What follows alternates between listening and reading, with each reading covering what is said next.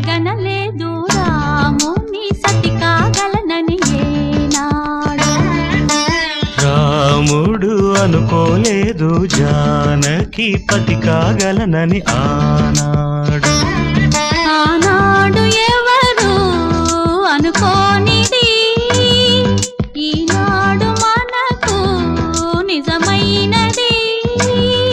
ఆ రామాయణం మన జీవన పారాయణం. రాముడు అనుకోలేదు జానకి పతి కాగలనని ఆనాడు.